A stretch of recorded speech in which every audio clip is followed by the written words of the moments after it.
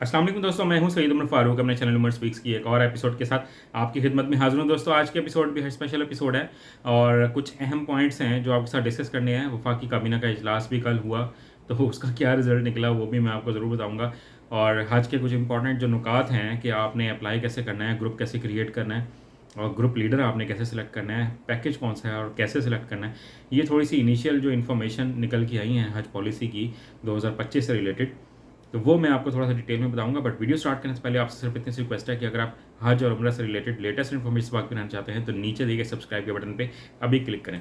जी तो दोस्तों, सबसे पहले ताला से दुआ है कि जो लोग भी हज 2025 में इंटरेस्टेड हैं, अल्लाह ताला उनको एक मकबूल हज की सादत नसीब फरमाएँ और लोग साथ के साथ खुशियों के साथ जाएँ, खुशियों के साथ वापस आएँ। आमीन के साथ वीडियो का आगाज़ कर लेते हैं। कल जनाब हुआ वफाकी काबीना का इजलास, जो जिसकी टाइमिंग काफ़ी दफ़ा चेंज की गई और उसमें जो अहम पॉइंट्स थे वो जो मंजूर हुए वो आप सबको पता होगा, क्योंकि कल से जनाब मीडिया की जीनत बन चुके हैं। बहुत सारी चीज़ें उसमें हुई हैं। मैं उस तरह की तो कोई बात नहीं करना चाहता क्योंकि ये मेरी कैपेसिटी नहीं है कि मैं इस तरह की कोई बात कर सकूं कि क्या चीज़ें मंजूर हुई हैं। जो अहम बात है, जो हमारा पॉइंट ऑफ कंसर्न था, जो हज 2025 पॉलिसी से रिलेटेड था, वो पॉइंट डिस्कस ही नहीं किया। ठीक है, एजेंडे में शामिल था, 7 नुकाती एजेंडा था, उसमें उन्होंने उसको डिस्कस नहीं किया। हालांकि पहले इन्होंने कहा था कि हम इसे एक सर्कुलेशन, एक लेटर निकाल देते हैं और तमाम लोगों में डिस्ट्रीब्यूट कर देते हैं, सिर्फ साइन करवा लेंगे हज पॉलिसी। लेकिन वो पहले प्राइम मिनिस्टर साहब ने कैंसिल किया कि नहीं, आने वाली जो जो वफाकी काबीना का इजलास है उसमें हज पॉलिसी डिस्कस करेंगे और उसमें अप्रूव कर लेंगे, या जो भी उसमें काट छाट होगी उसमें इम्प्रूवमेंट्स होंगी वो कर लेंगे और नेक्स्ट वफाकी काबीना के इजलास से उसकी अप्रूवल ले लेंगे। ये काम नहीं हुआ जनाब। कल ये पॉइंट डिस्कस ही नहीं हुआ क्योंकि जो इंपॉर्टेंट काम थे बड़े बड़े वो हो गए हैं, तो वही होने थे। तो वो हो गए हैं। तो अब हज पॉलिसी जो है वो मौखर हो गई है और वो अगली वफाकी काबीना के इजलास में जाके होगी। तो अब वफाकी काबीना का नेक्स्ट इजलास कब होगा इसकी कोई डेट नहीं है, लेकिन जो उसके अहम पॉइंट्स हैं वो मैं आपको बताता चलूँ कि जो आईडी कार्ड से मुतालिक सबसे पहली शर्त ही आईडी कार्ड की नुकात की है कि अगर किसी का आईडी कार्ड 16 या 31 दिसंबर से पहले पहले एक्सपायर हो रहा है तो तमाम लोग अपने आईडी कार्ड रिन्यू करवा लें फास्ट ट्रैक पे। जो पासपोर्ट से रिलेटेड जो दूसरा पॉइंट है हज पॉलिसी का, वो ये है कि पासपोर्ट जिन लोगों के 16 या 31 दिसंबर तक से पहले पहले यानी कि 31 दिसंबर से पहले पहले अगर किसी का पासपोर्ट एक्सपायर हो रहा है तो आप लोग उसको भी रिन्यू करवा लें और फास्ट ट्रैक पे रिन्यू करवाएं। एक मैं बात आपको बताता चलूँ कि डेली बेसिस पे तकरीबन 45 से 48 हज़ार पासपोर्ट की एप्लीकेशंस आ रही हैं और जो पासपोर्ट ऑफिस, क्योंकि वो 24 घंटे भी काम कर रहे हैं, तो उनकी जो कैपेसिटी है वो 22 से 23 हज़ार पासपोर्ट प्रिंट करने की है। अब उन्होंने कुछ न्यू प्रिंटर्स मंगवाए हैं ताकि उससे कैपेसिटी जो है वो 40 हज़ार तक पहुँच जाए, बट फिर भी जो पेंडेंसी है वो तकरीबन 1.5 करोड़ के करीब है। तो इसमें बहुत ज़्यादा टाइम लगेगा, इसलिए आप लोगों ने टाइम वेस्ट नहीं करना। जितनी जल्दी हो सके आप लोगों ने अपने पासपोर्ट बनवा लेने हैं या रिन्यू करवा लेने हैं और उसको फास्ट ट्रैक पे बनवाना है। जो इकोनॉमी क्लास है उसमें आपने नहीं बनवाना, रूटीन वाला पासपोर्ट आपने नहीं बनवाना, अदरवाइज़ आप हज में बहुत ज़्यादा प्रॉब्लम्स फेस करेंगे। ठीक है, ये दो अहम पॉइंट्स थे। जो अखराजात हैं यानी कि जो एक्सपेंसेस होंगे हज 2025 के, वो 10,65,000 से 10,75,000 के करीब होंगे। ये जो 10,000 का डिफरेंस है ये शुमाली और जनूबी इलाकों में होगा, जिसमें कुछ इलाके कराची से रिलेट करते हैं, कुछ लाहौर, इस्लामाबाद, मुल्तान, फैसलाबाद ये इन इलाकों से रिलेट करते हैं। तो उनमें कराची वालों का रेट 10,000 से थोड़ा सा कम होगा और बाकी इलाकों का 10,000 रेट ज़्यादा होगा। उसमें कुर्बानी की रकम शामिल नहीं है, उसमें कुर्बानी की रकम आपको तकरीबन 60,000 के करीब या इससे थोड़ी सी ज़्यादा भी हो सकती है, वो अलग से देना पड़ेगी। तो बहुत से लोग जो पहले हज अदा कर चुके हैं जो मुझे बार बार अपना फीडबैक देते हैं, तो वो कहते हैं कि हमने खुद भी वहाँ पे मैनेज किया और उसमें हमारा थोड़ा सा खर्चा कम आया। अब इट डिपेंड्स ऑन यू, अगर आप थोड़ा सा इतना पेन ले सकते हैं कि आप खुद से जाके वहाँ पे कुछ लोग मिल के चाहे एक इज्तिमाई कुर्बानी कर लें तो उसमें आपके एक्सपेंसेस काफ़ी हद तक रिड्यूस हो सकते हैं। अदरवाइज़ आपको जो सरकारी पैकेज है वो ही लेना पड़ेगा।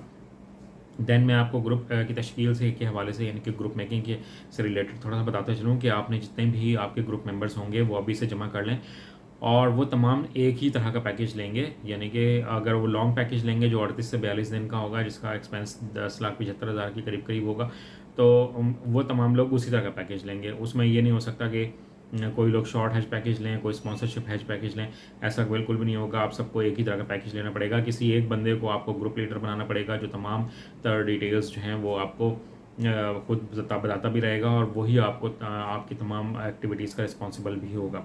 ठीक है। इसके अलावा आपको हज एप्लीकेशंस जो हैं वो ऑनलाइन फुल तो करनी पड़ेंगी, लेकिन उसका प्रिंट लेके आपको बैंक में ही जमा कराना पड़ेगा। ये पिछले साल भी यही प्रोसीजर था, अब भी यही प्रोसीजर होगा कि आपको बैंक में जाके जमा करवाना पड़ेगा। जो किस्तों के हवाले से बात है, मैंने कल भी बात की थी कि अगर वो कल डिस्कस हो गई होती तो आज बात क्लियर हो चुकी होती, या काफ़ी हद तक क्लोज बात हम कर चुके होते, लेकिन अब तक क्योंकि डिस्कस नहीं हुई। लेकिन उम्मीद यही है कि इस साल जो हज एप्लीकेशंस हैं वो जब जमा होंगी तो इनिशियली आपको शायद सिर्फ 2 लाख रुपए ही जमा करवाना पड़े, ताकि जो गरीब लोग हैं जिनके पास यकमुश्त एक साथ ही 11 लाख के करीब अमाउंट देने के पैसे नहीं हैं, तो वो थोड़ी अमाउंट के साथ अपनी बुकिंग करवा लें। तो क्योंकि बहुत से लोग इसलिए भी हज एप्लीकेशन नहीं देते कि हमारे पास फ़िलहाल एक साथ ही 11 लाख नहीं है। तो हुकूमत ने इस चीज़ का एक सोल्यूशन ये निकाला है कि आप लोग फ़िलहाल 2 लाख दे दें, बाकी दूसरी किस्त थोड़े अरसे के बाद होगी और फिर हज पे जाने से पहले तीसरी किस्त होगी। अगर ये मंजूर हो जाती है तो बहुत अच्छा हो जाएगा। बहुत से लोग जिनके पास अभी फ़िलहाल सिर्फ 2 लाख रुपए ही हैं, बाकी वो बंदोबस्त वो बाद में करेंगे, तो उनको एक फैसिलिटी मिल जाएगी और ज़्यादा से ज़्यादा लोग जो है हज कर सकेंगे।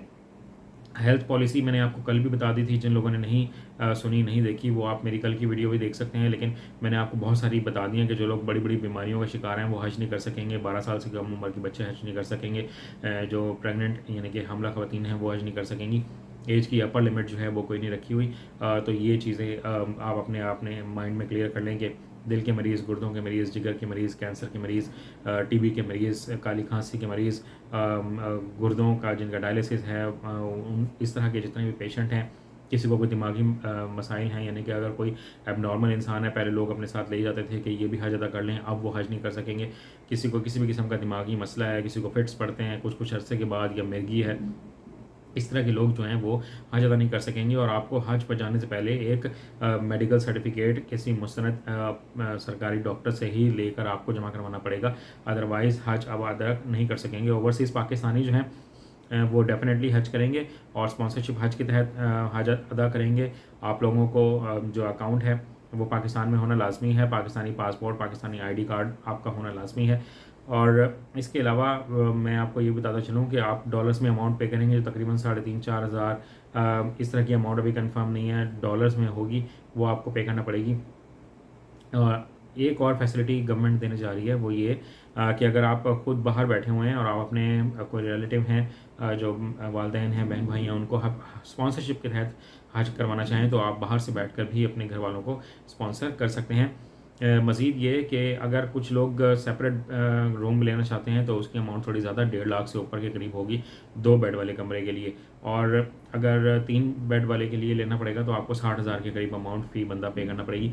तो ये आप पे डिपेंड करता है। वैसे मैं तो यही कहूँगा कि आप ये पैकेज ना लीजिएगा, क्योंकि वहाँ पर जाके क्या मिसमैनेजमेंट हो, बाद में आपको पछताना पड़े कि यार मैंने तो इतने पैसे दिए थे और कुछ भी नहीं हुआ। इसी के साथ ओवरसीज़ पाकिस्तानियों ने सी कैटेगरी के लिए पैसे दिए थे, उनको सी कैटेगरी भी पिछले साल यानी कि 2024 में नहीं मिली। तो जो नॉर्मल पैकेज है उसी पे जाएं, अल्लाह का शुक्र अदा करेंगे, अल्लाह ताला ने आपको हज अदा करवा दिया है, सब्र शुक्र के साथ इबादत करें और फिर अपने घरों में वापस आएँ। तो ये तमाम डिटेल्स थी जो इंशाल्लाह जल्द अप्रूव हो जाएंगी। आज की वीडियो में इतना ही कहना था। आपको मज़ीद क्वेश्चन हो तो आप कमेंट सेक्शन में मुझसे पूछ सकते हैं। चैनल पर करें तो चैनल को सब्सक्राइब कर लीजिएगा। अपने घर वालों का बहुत ज़्यादा ख्याल रखिएगा। हज पर जाने मुझे अपनी दुआओं में याद रखिएगा।